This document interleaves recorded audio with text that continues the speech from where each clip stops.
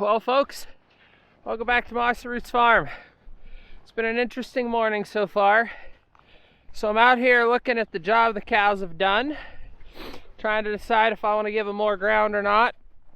It's really hard to tell with the snow how much they've left, because it seems like it's kind of short in places, but it also seems like they may have laid on it. So what I think I'm going to do is just give them one more fence post. So generally these fence posts are 20-25 feet apart. So if I give them an extra 20 foot, we should be okay. Here's, I think, a bed spot because it's kind of cleaned out. This to me looks like it's all right, but then there's other places here that just look really low. But then when I come across here, I can't see grass at all. So it's like I don't really know. I don't really know what they're doing because of the snow. So when in doubt, just give them a little extra. Giving them a little extra is going to make sure they stay nice, fat, and happy. Giving them a little extra is going to make sure they don't eat too low to the dirt. Because regardless of what I do here, I need to make sure they're not eating too low to the dirt. And so that'll be beneficial to do that. And it just won't hurt altogether. Now I have no idea once I get closer to the house and the hill what it's going to look like. For all I know, I'll have a weird one fence post section, which in that case I will just give them one fence post extra on the last day. So we'll see what happens. As for water, so this is something that I was thinking about and I was going to mention to you guys. So here's how I know my cows are not thirsty. So during the summertime, I will occasionally run out of water for the cows. Not intentionally, but let's say, for example, they tip their water trough. They would run out of water because they would have no water to drink. Let's say they would mess up their garden hose, or a garden hose even breaks and they just simply don't have water because a garden hose breaks. Well, they usually, once I give them water, will come running over to it and just start slurping like they haven't seen water all their life. But every time I fill this trough, these guys aren't really drinking it. So what I'm going to do is, instead of filling it all the way up, I'm just going to fill it a little of the way. And then I'm going to go shut the water off.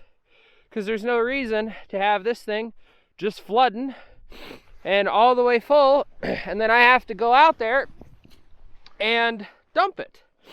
So I'm going to give them a little bit less water. But let's get this next section set up so these guys can have more food. The move is done. Everyone's happy grazing,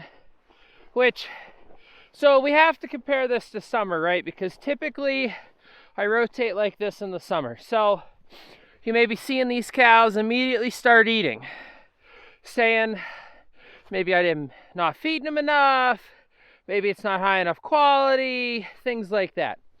When I move these guys in the summertime, there could be 3 foot of grass where they left, and they'll still do this.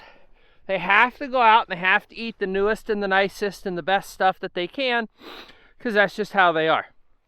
So I have moved them to a bigger spot. We'll see how it looks tomorrow.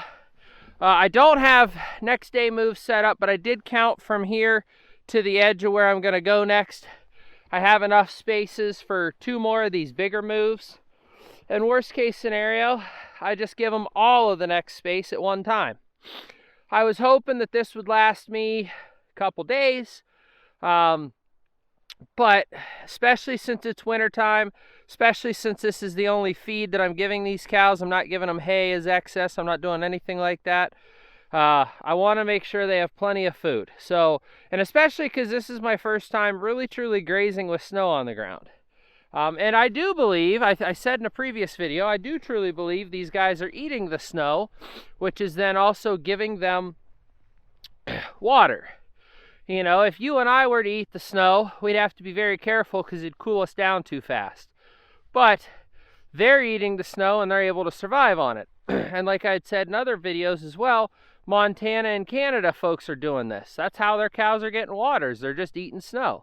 And if they don't have enough snow, then the farmers worry. For me, it's the first snow we've had in forever. So, You know, I'm just kind of seeing what happens with this. But this is encouraging to know because I've now trained the cows this year to eat the snow as water. So in years to come, if I ever do this again, we should be okay. They should have an idea. I'm training myself of what to look for, what to see. Like I said, this hayfield was cut last time, I think in like July. So this is from July, I do believe.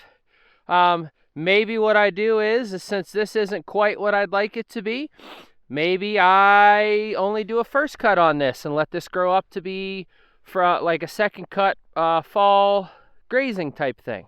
I don't know. These are some of the things I'd like to experiment with. These are some of the things I'd like to try out because this is why I do this. I do this to show you guys. I do this to show myself, and I want to learn these things.